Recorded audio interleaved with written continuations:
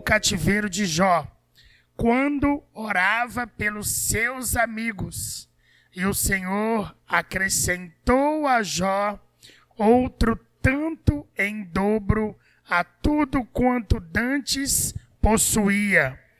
Então vieram a ele todos os seus irmãos e todas as suas irmãs e todos quantos dantes o conheceram, e comeram com ele pão em sua casa, e se condoeram dele, e o consolaram de todo o mal que o Senhor lhe havia enviado.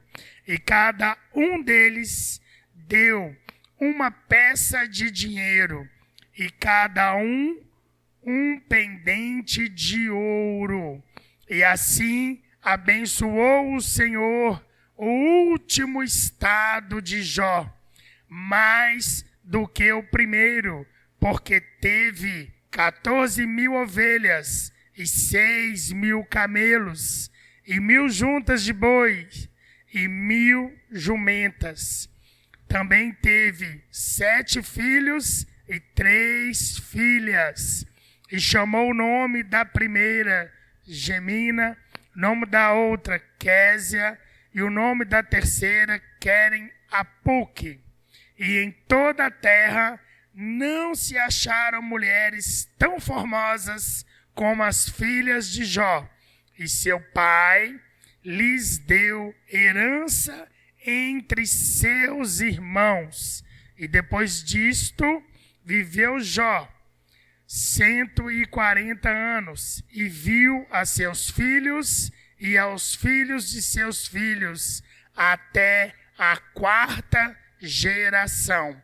Então morreu Jó, velho e farto de dias. Amém, irmãos?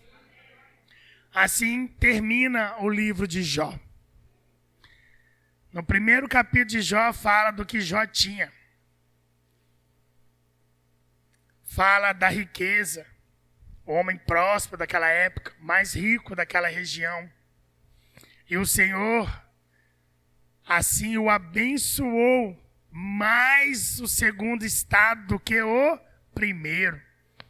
Ele dobrou o patrimônio de Jó. E ainda mais, né? O Senhor deu a ele mulheres que beleza não se achava entre as daquela época. Meu amado irmão, minha amada irmã, eu queria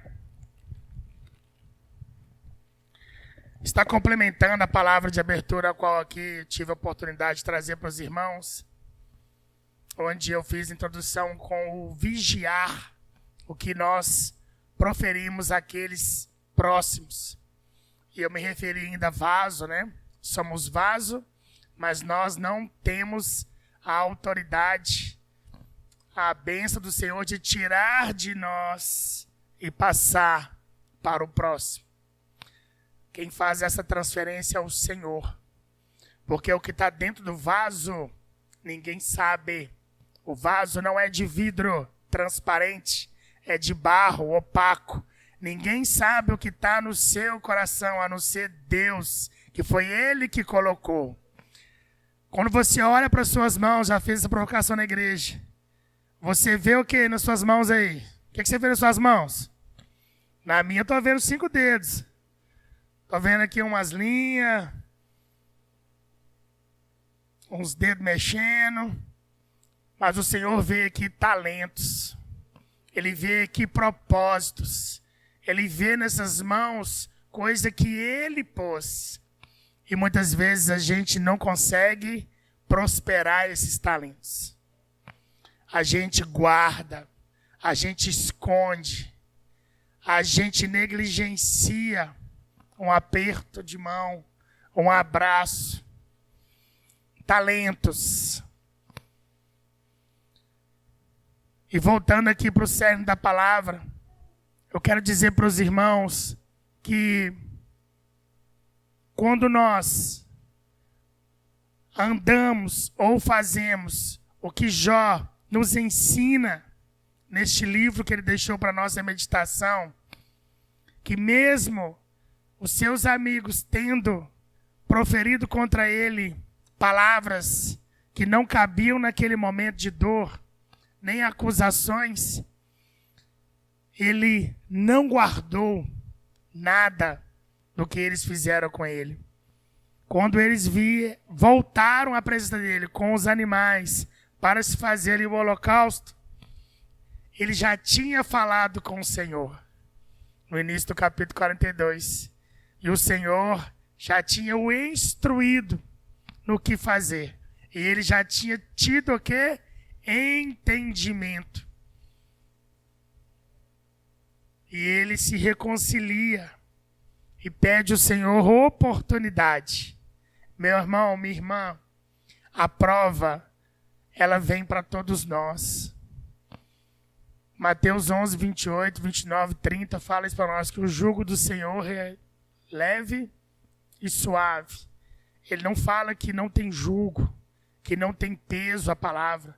Quantas vezes Paulo em suas cartas assim escrevia para Timóteo, para Filipe, para tantos outros discípulos ali que ele deixou, né, na sua caminhada evangelizando, que valeria a pena continuar a anunciar a palavra, porque não era nessa terra, nesse tempo a recompensa será em outro tempo, em outra época.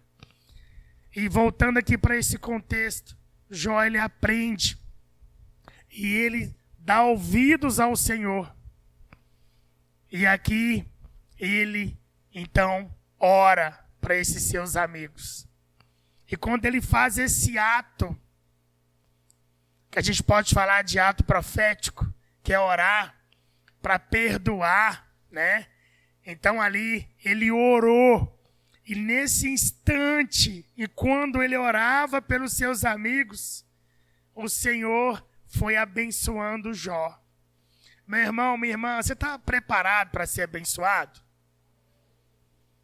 É uma pergunta que a gente às vezes responde assim, claro que eu estou. Você não sabe dos meus problemas, sabe das contas que eu tenho que pagar, dos desejos que eu tenho que fazer, das viagens, dos negócios, ou dos meus compromissos financeiros. Mas eu vou te perguntar, como está aqui na palavra, você tem orado por aqueles que têm te aproximado, ou têm intentado mal contra você? Aqueles que têm, como diz o linguajar, né, irmã Ivete, puxado seu tapete, têm te prejudicado nos seus propósitos? Você tem orado? Aquele parente seu que vai na sua casa só te dá trabalho, só problema, só leve e traz.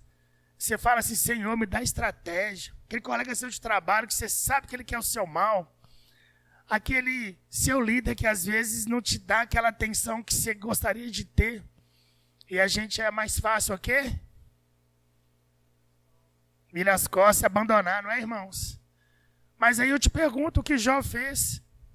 Você tem orado para essas dificuldades? Ou você tem caminhado e largado para trás? Você tem usado os talentos que Deus te deu diante das suas provas? Meu amado irmão, minha amada irmã, se você ainda não sabe quais são os talentos que Deus te deu, ora, peça a Deus para te mostrar. Eu não sei em que está seu talento. Seu talento seu está em vender, está em ajudar, está em levar a palavra, está em construir, está em pegar desse aqui e vender para o outro lá, ou está em transportar daqui para lá. Eu não sei qual que é o seu talento, se está lá no fogão, se está no ferro de passar roupa, eu não sei qual é o seu talento. Eu só sei dizer que Deus te deu um talento. Não, te deu talentos. Você crê nisso, irmãos? Ou você não está com fé? Como diz a história daquela cidadezinha que não chovia, e ali os líderes eclesiásticos falaram assim, vamos fazer uma oração lá no alto da serra para pedir chuva para Deus, né? Uma historinha assim, né, Cristina? A gente conta para as criancinhas, né? E aí o menininho levou o guarda-chuva.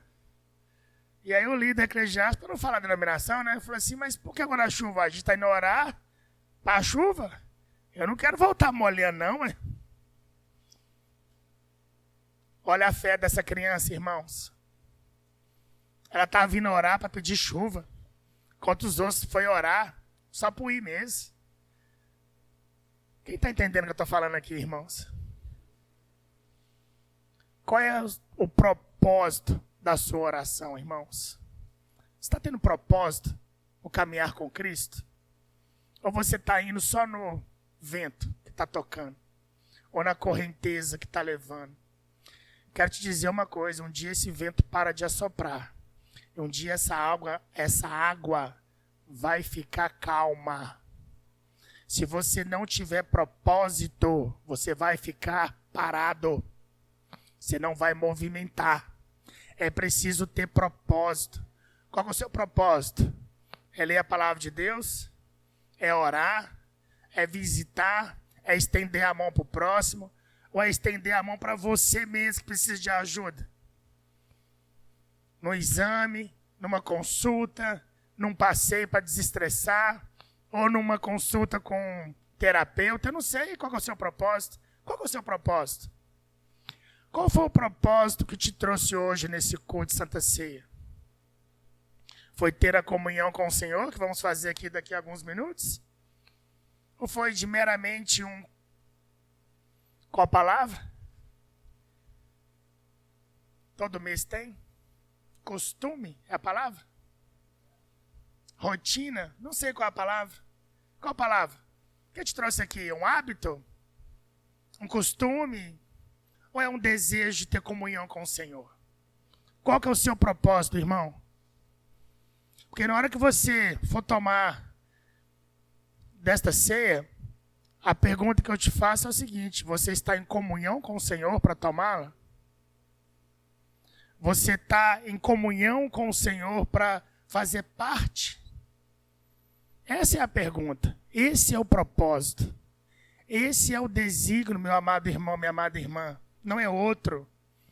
Mas nós estamos num costume, num ritual, numa viagem assim que a gente está fazendo as coisas sem pensar, sem analisar. Está indo pelo vento, está indo pela corredeira, pela água. A gente não está indo pelo propósito, amado. Eu quero te chamar hoje para esse propósito. Satanás, quando chegou lá na reunião dos anjos, o Senhor, e tu, Satanás, tem andado pelo mundo? Aliás, o que tens feito, né? Tem andado pelo mundo. E o Senhor disse para ele o quê? Tens visto o meu servo Jó? O Senhor sabe o nome. Ele sabe quem você é. Ele sabe o que você faz, meu amado irmão, minha amada irmã. Não há nada neste mundo encoberto. Mas está em você a responsabilidade. O secreto seu, para Deus, é conhecido. Pode ser secreto para sua esposa, seu pai, sua mãe, seu namorado, sua namorada, não sei. Sua avó, pode ser secreto, mas para Deus não é. E é esse propósito que eu quero que você passe a ter a partir de hoje. Qual é o seu propósito com Deus? É servir? Como foi a lição de hoje? Ou é ser servido? É ficar aqui com os prazeres que esse mundo te dá? Ou permanecer salvo e ir para o mundo que a gente fala que é ruas de ouro e de cristais? Ali tudo é lindo. Ali tudo é morte e choro, tristeza e dor. Você quer esse lugar, irmãos? Esse é o seu propósito? Se for esse seu propósito, faz o voto com o Senhor, não é comigo. Porque para esse propósito ser alcançado, temos que abrir mão de algumas coisas. Não é viver na miséria, não é deixar de desfrutar as coisas boas que esse mundo tem, não. É você cumprir alguns princípios bíblicos. E um dos princípios bíblicos é esse que Jó nos ensina. Orar por aqueles que virem a mim. Quantos às vezes te pede oração, irmãos? Alguém já te pediu oração? Já me pediram. Só eu e aqui a irmã ali, ninguém mais? A irmã ali, o irmão Rogério. Pede para orar? O que a gente responde? Vou orar.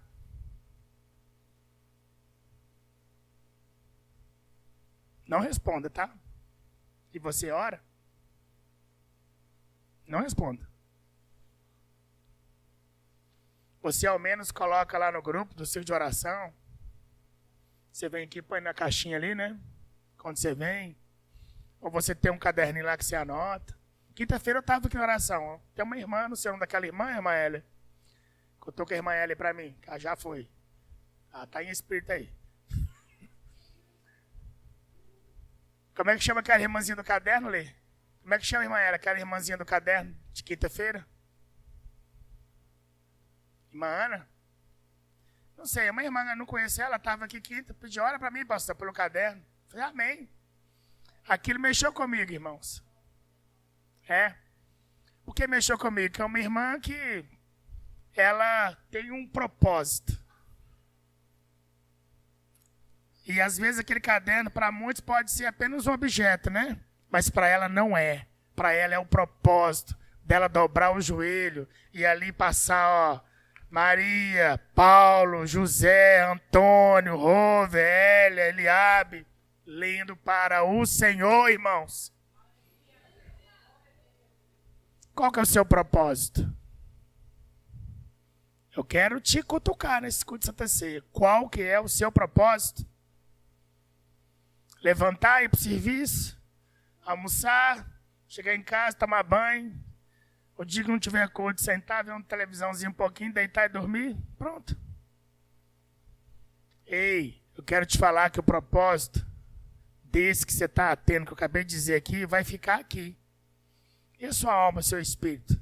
Você está cuidando dela? Não tem como terceirizar, meu amado irmão, minha amada irmã. É você que vai zelar pelos seus atos. Não é o seu pastor, não é o seu evangelista, o seu líder de departamento. Não é, é você. Você pode buscar nesses a orientação. O que eu faço hoje foi surpreendido no almoço. Luísa está ali, ó. Estava lá almoçando. Um senhor adentrou lá no restaurante e falou assim: moço, não estou me sentindo completo quando vou na igreja. Eu vou e saio do mesmo jeito. Nunca vi o moço na vida. Não sei se já me viu.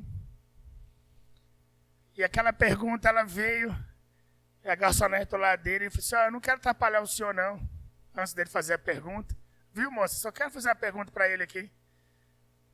Por que que eu entro e saio da igreja e não saio cheio?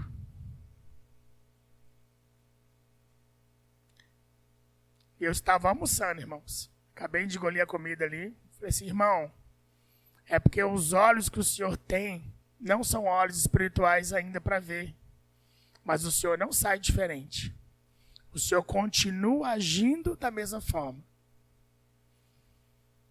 E eu quero te fazer essa provocação para você. O dia que você entrar e sair do mesmo jeito, faça uma reflexão.